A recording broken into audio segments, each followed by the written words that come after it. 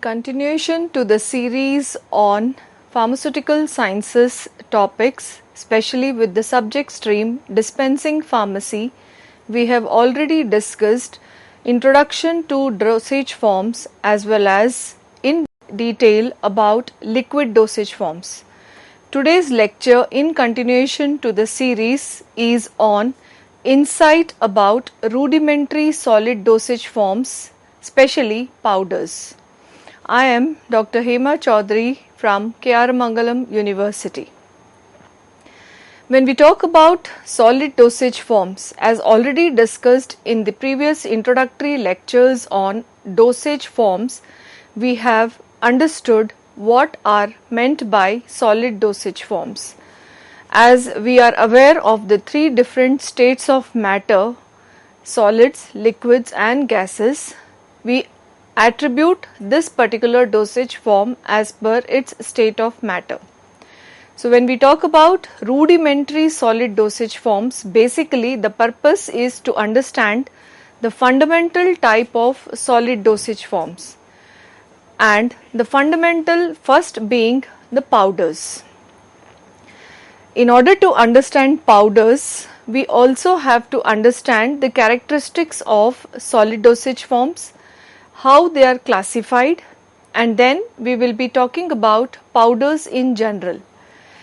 This is in sync with the syllabi laid by Pharmacy Council of India with respect to dispensing pharmacy module. Powder dosage forms are to be discussed elaborately. Having known the introduction, it is important to understand what is meant by rudimentary solid dosage forms. As I just mentioned, we classify dosage forms into liquid dosage forms, semi-solid dosage forms and solid dosage forms. So the series from now on would be focusing on solid dosage forms, and we would be touching on the basic type of solid dosage forms, or we call it in general as conventional solid dosage forms. With the passage of time and modernization, now we have invented novel drug delivery systems, which is the next part of this series. So as we are focusing today on rudimentary solid dosage forms, we would be giving you the introduction first. The introduction to rudimentary forms are that these are basic forms of medications designed to be taken orally. This is very important aspect with solid dosage form, that though it is not a restriction that we restrict to only oral route, but generally the solid dosage forms are preferred to be given by oral administration. The one more important characteristics of this is that they are simple in composition. The ingredients required are less in comparison to liquid dosage forms, because here it is simple admixing of one or more than one dry form of powders, and also it is very simple in methodology of preparation, as it does not involve any complex manufacturing processes. So here, as I just mentioned, it is simple admixing. With the use of a basic mortar and pestle, one can go about mixing dry forms of different ingredients or the drug with other excipients. So that is why we have referred this as rudimentary type, because they are very fundamental, and with the ease of composition and preparation, it is one of the preferred type of dosage forms. Now, as we have already understood in the introduction to dosage form, that the basis of classifying any dosage form is based on three different parameters. One is, one can go about classifying purely on physical state of the components. Second, the route of administration by which we will be administering the dosage form.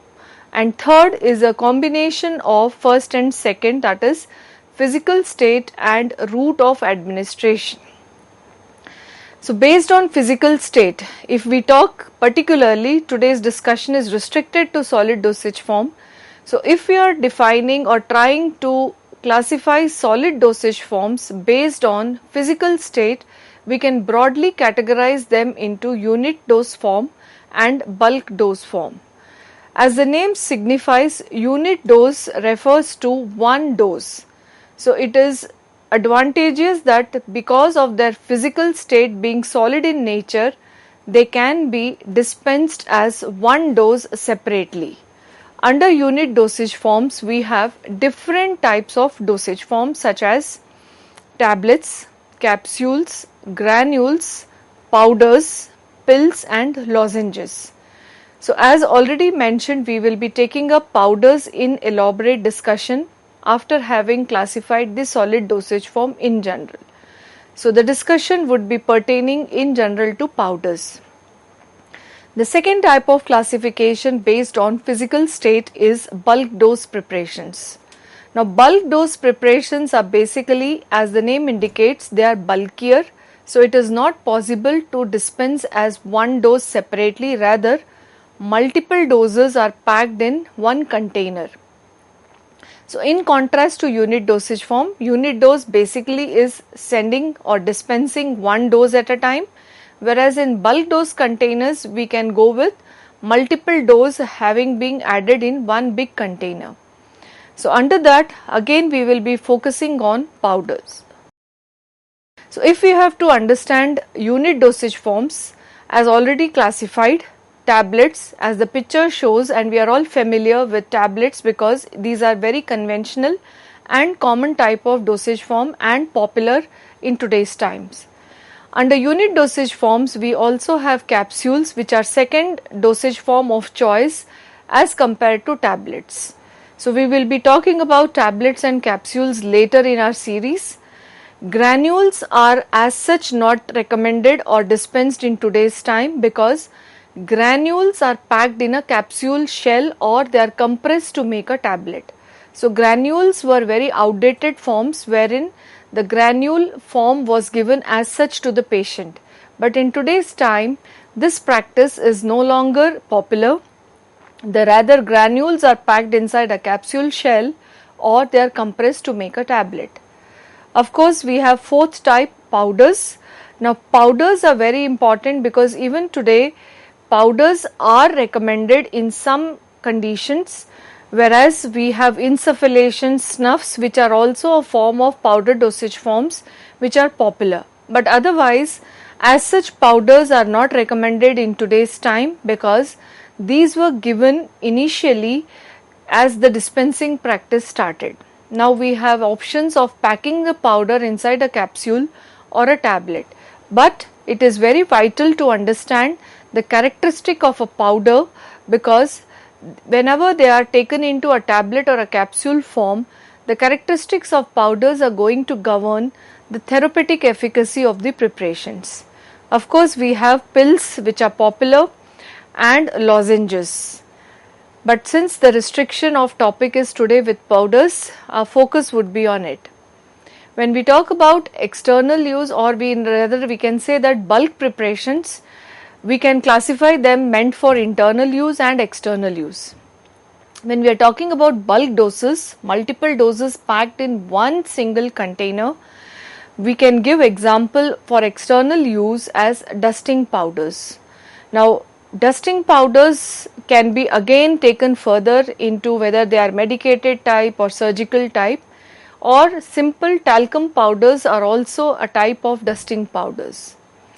We have another example under bulk dose preparations, effervescent powders. Now these are generally meant for internal use. So effervescent powders, the marketed preparation by name Eno, is one example under effervescent powders. We have another type of bulk dose preparations called as insufflations. Now insufflations are basically to be instilled into the nostrils. So these are very fine micronized powders which are by the use of an insufflator instilled into the nose. Then finally, under tooth powder we have a separate category, we call them as dentrifiers. Dentrifiers are basically dental preparations under which tooth powder is a very common examples of bulk type. So basically solid dosage forms are classified based on physical state, and elaborately we have classified powders into unit type and bulk type. Now, based on route of administration, the choice of administering powders in general under solid dosage forms or even tablets to some extent or capsules as the case may be, the preferred route for solid dosage forms could be either oral route, which is very popular and conventional route. We have sublingual route, that is to be placed under the tongue. Then we have into body cavities such as rectal administration or vaginal administration. The third vital type of classification, or the most preferred type and the more realistic type of classification, is based on taking a combination of physical state and route of administration. Now, when we talk about this type of classification, we further subdivide it into three types. Now, the subdivision is based on either they are used as such.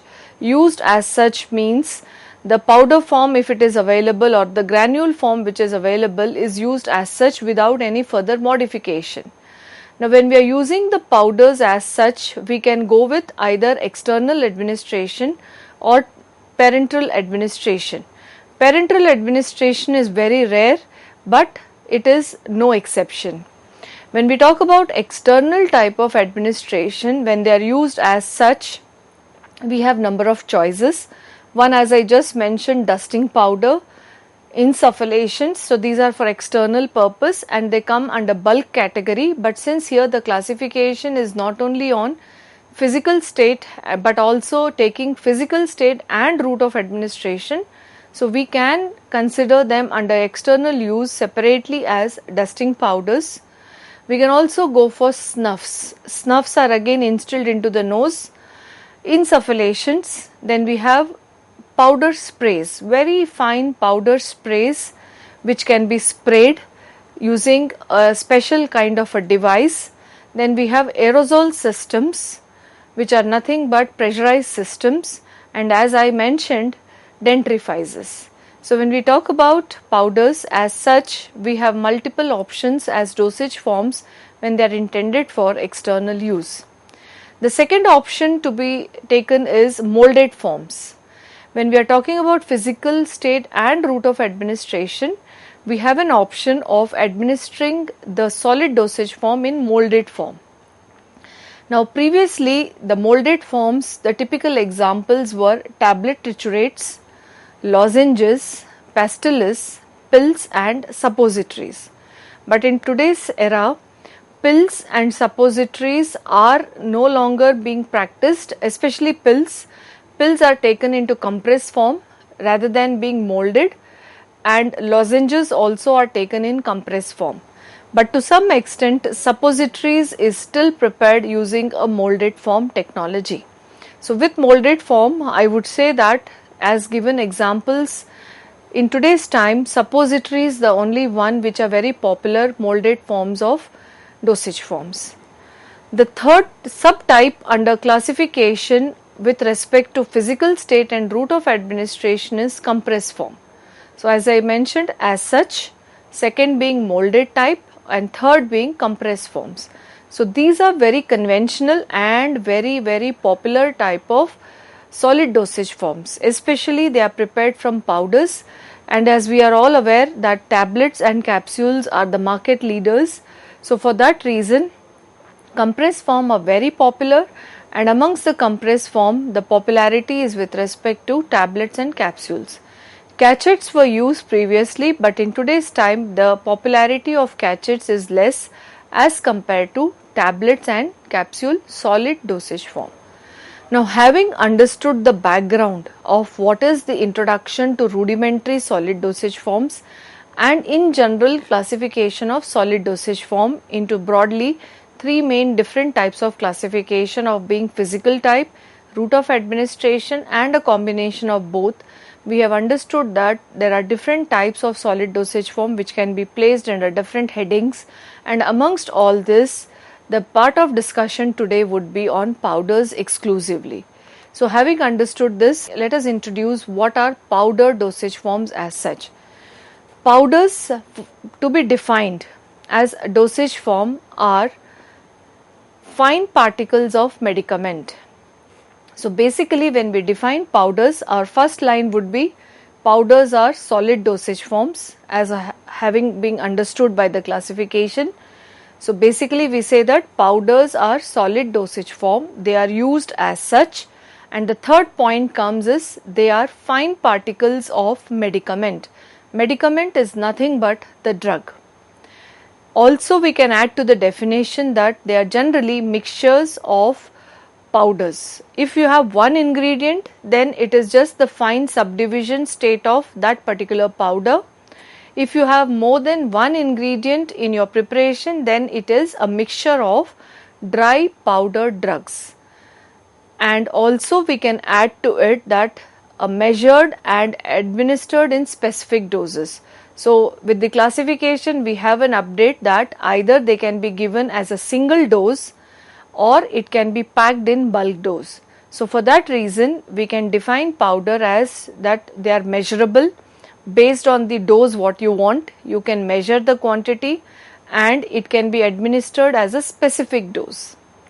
And of course powders can be intended for internal use or external use. So we have the flexibility that this particular dosage form can be given internally or it can also be applied externally.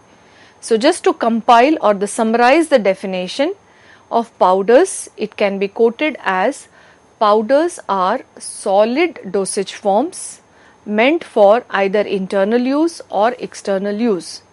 They are used as such in fine state of subdivision, or generally they are mixtures of powders in fine state of subdivision and with the ease of measurement and administration of a specific dose. So having been mentioning all these points together, it completes the definition of powders.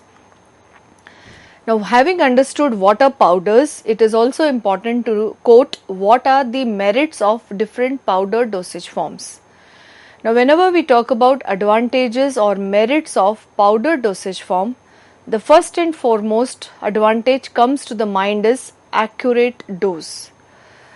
Because the powders are in solid state, dry state, and it is easy for a prescriber to give a particular dose as per the need of the patient. Whereas in contrast to a tablet, the marketed tablet comes in a fixed dose. Whether the need of the patient is as per the fixed dose or not is not flexible when tablet dosage forms are accounted. Whereas in contrast, when we are talking about powder dosage form, it is advisable that the accuracy of dose can be considered if you have to give to a particular patient. In today's time, we have a specific word which we call it as personalized medicine or personalized care. Depending upon the need of an individual patient, the dose can be adjusted. So that flexibility is obtained when we are using powder dosage form. So basically, as we know that solid drugs generally which are given as such may have problem of insolubility, because most of the drugs which are synthesized in the laboratory have the problem of insolubility. They are more on the lipophilic side and their water loving property would be less. So when a drug or especially an insoluble drug is given, it becomes a challenge for the insoluble drug to dissolve in the body fluids and show a therapeutic action.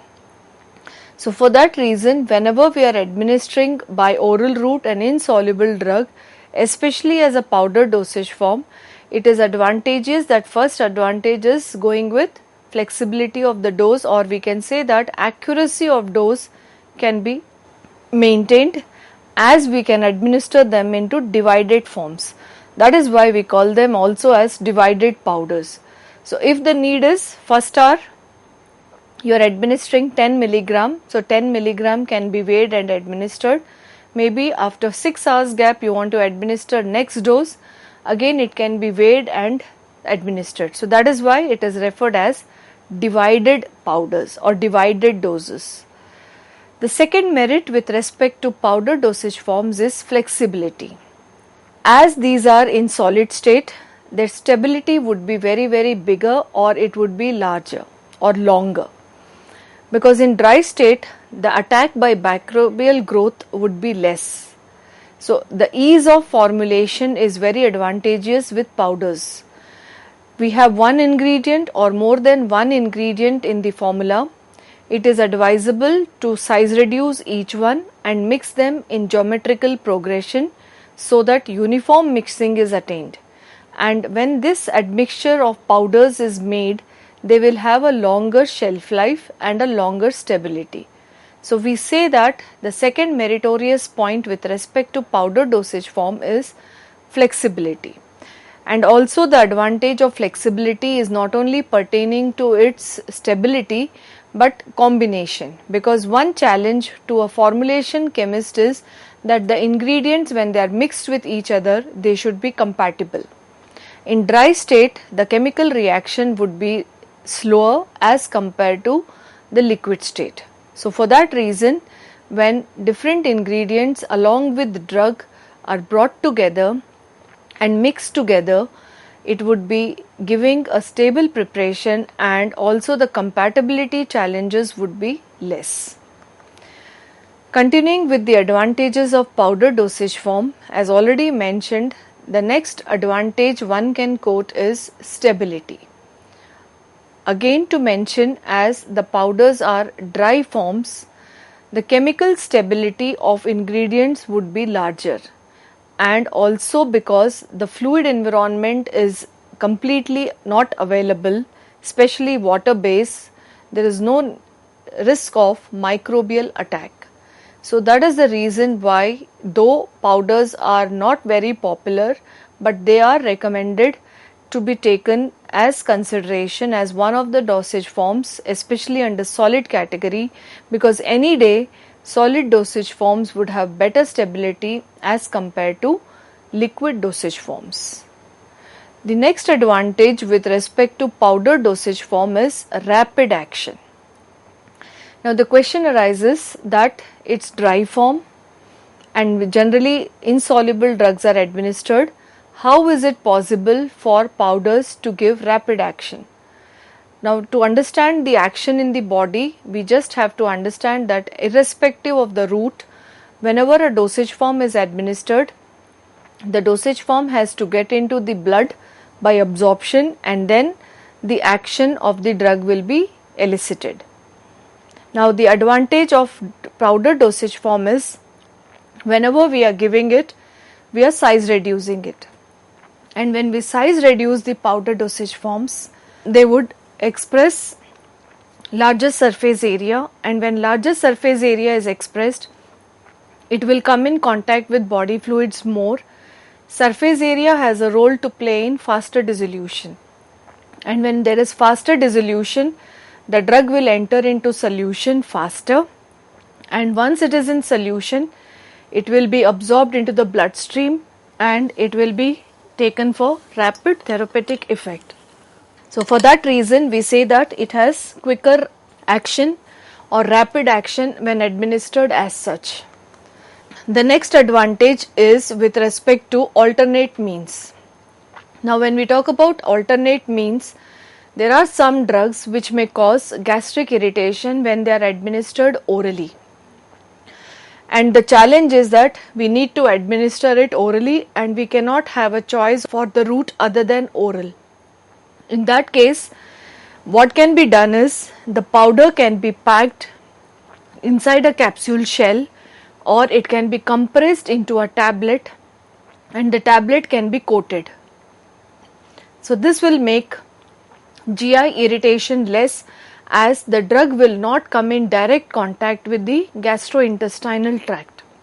So because whenever the drug is taken orally, it goes into the stomach, we swallow it and we take it into the stomach, and if the drug is getting direct exposure or contact to the mucous membrane of the stomach, it may cause irritation, and this can be protected by covering this powder before administering into a capsule shell or compressing into a tablet.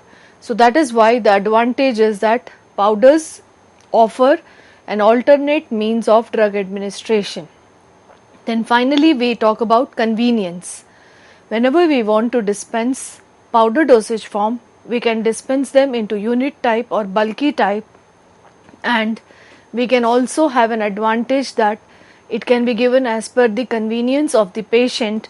For that reason, we say that this particular dosage form is having an advantage of being convenient for drug administration.